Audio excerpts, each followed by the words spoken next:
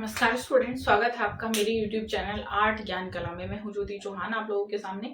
और देखिए, आज मैं एग्जाम डेट के बारे में थोड़ी सी इंफॉर्मेशन देना चाहती हूं, जिसका आप लगातार वेट कर रहे हैं कि कब एग्जाम डेट आए, सीटें बढ़ेंगी या नहीं बढ़ेंगी। सबसे बड़ा सवाल है इस टाइम कि ये जो एग्जाम आप लोगों का होगा 2022 वाला, क्योंकि 23 में ही गया है सीधा, तो इसमें सीट की क्या अपडेट है देखिएगा।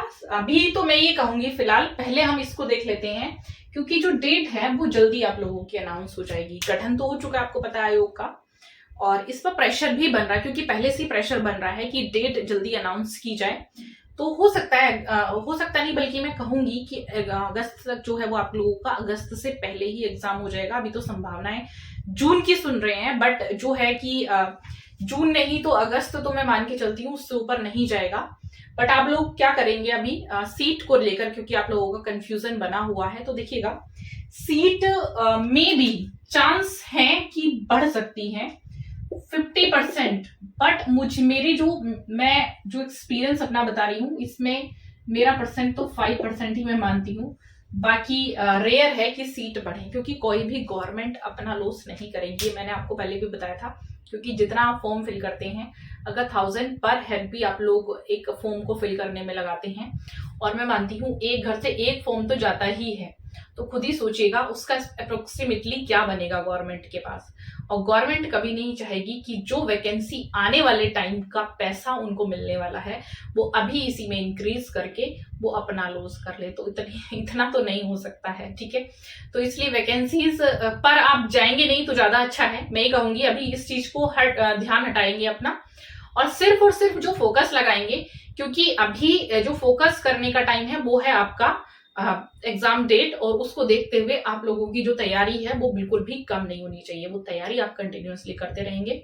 और क्योंकि देखिए, उधर मैंने बताया भी था, दिल्ली का जो लोग वेट कर रहे हैं, क्योंकि दिल्ली वाले तो बहुत वेट कर रहे हैं कि मैं उनको जल्दी से बताऊं criteria, age criteria, notification, qualification, तो वो मैं पूरा बताऊंगी। देखिए, वेट कर लीजिएगा। जैसे कि मैंने केवीएस के आने से पहले भी बताया था कि केवीएस आ रहा है, तो थोड़ा बहुत चेंजेस हो सकता है, और उसमें चेंजेस भी था। ऐसे ही थोड़ा सा रुक जाइए, नोटिफिकेशन जब आएगा उसके बाद मैं आप लोगों को बता दूंगी। क्योंकि देखिए, अभी तो मैं आपको जो भी अगर मैं बता दूं उल्टा सीधा, तो कोई फर्क नहीं पड़ेगा, और मैं उल्टा सीधा बताकर आप लोगों का माइंड डिस्टर्ब नहीं करना चाहती हूँ, क्योंकि कोई भी चीज मैं गलत नहीं बताना चाहती हूँ आप लोगों को। जो भी फैक्ट है वो एकदम क्लियर होना चाहिए, रियल होना चाहिए।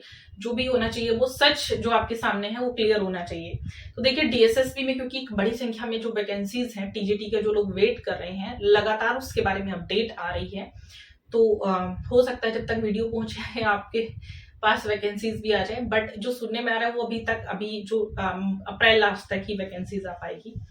तो कोशिश अपनी जो रखनी है वो तैयारी कंप्लीटली रखिएगा, क्योंकि वैकेंसी आने के बाद इसकी फिर एग्जाम डेट भी जल्दी आ जाएगी।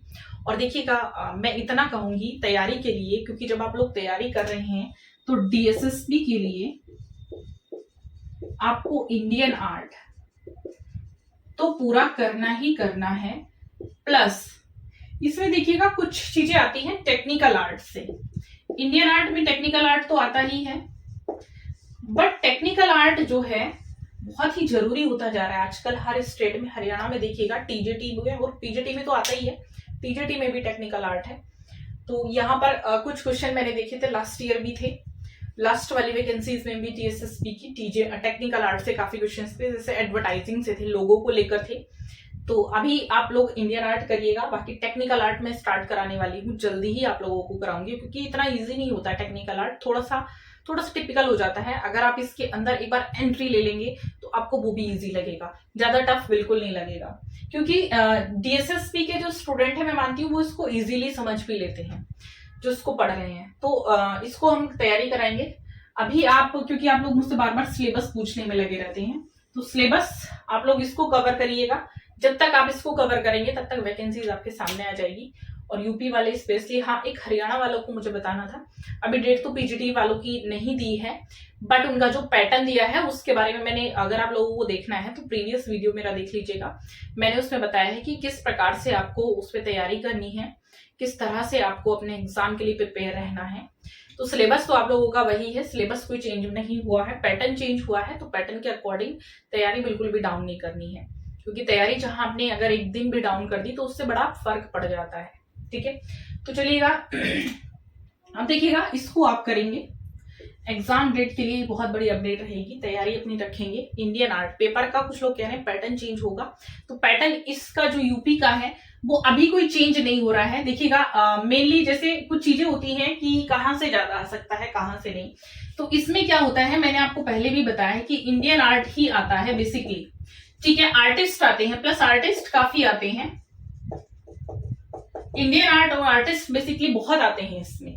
अब इसके साथ आप लोग एक चीज कर सकते हैं, जैसे कि टेक्निकल आर्ट में इसमें आप वास्तुकला कर सकते हैं, ठीक है, स्थापत्य कला कर सकते हैं, आप बिल्डिंग आर्ट्स कर सकते हैं, मंदिरों से जुड़ी कला इसमें करेंगे तो वो आर्टिस्ट के साथ ही आ जाती है और इंडियन आर्ट में ही आ जाती है। जैसे सिंधु घाटी सभ्यता में मूर्ति कला आपकी आती है, ठीक है, उसको इस तरह से आप करेंगे, मोनूमेंट्स आप कर लेंगे, तो ये क्योंकि काफी आते भी हैं, तो ये साथ में अब जो मैं मानती हूँ, देखिए थोड़ा तो एटलीस्ट चेंज होगा ही, वही पुराना वाला नहीं रहेगा इसमें भी, ये मैं आपको लिख के दे सकती हूँ पूरा।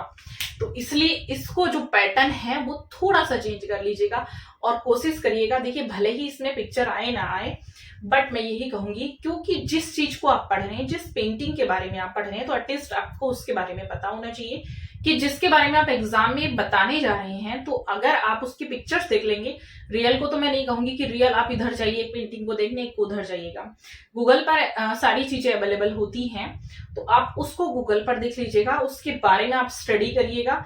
और जब आप पेंटिंग्स को पढ़ रहे होंगे तो आप उसके जो बाकी की चीजें हैं आर्टिस्ट के बारे में भी साथ साथ आप जान लेते हैं, क्योंकि फिर आपको जानने की इच्छा हो जाती है, तो उसके बारे में आप पढ़िएगा। क्योंकि आपने पेंटिंग्स को रट लिया, रटने के बाद आप एक 2-3 पेंटिंग्स आपने रट ली, फिर आपके सामने बहुत सारी इकट्ठी जो सेम पेंटिंग्स आ जाएंगी, तो आप वहां पर कंफ्यूज हो जाते हैं। जैसे 2016 का बड़ा एग्जांपल था मेघदूत वॉश का, वो कंफ्यूजन इसीलिए होती है क्योंकि हम एक्चुअल में पिक्चर्स को देखकर नहीं पढ़ते हैं, हम उसकी थ्योरी पढ़ लेते हैं। थ्योरी हमने पढ़ ली, हमें ये नहीं पता एक्चुअल में पिक्चर दिखती कैसे है।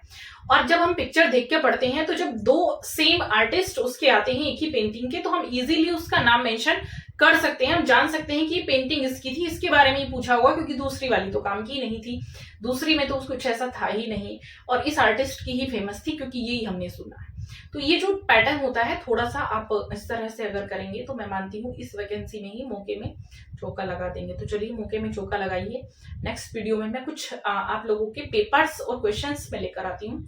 तो हम थोड़ा सा तैयारी शुरू जो कर रहे हैं, अभी तो हम जो हमने पैटर्न पूरा देख लिया है, अब मैं क्वेश्चंस कुछ कराऊंगी, कुछ आर्टिस्ट को भी मैं लेकर आऊंगी, और जैसे मैंने पेंटिंग्स के थ्रू बताया है तो वो थोड़ा सा तरीका मैं आप लोगों को बता देती हूँ पेंटिंग्स के थ्रू आप लोगों को कैसे करना है, ठीक है। चलिए मिलेंगे नेक्स्ट वीडियो में, तब तक के लिए थैंक यू सो मच।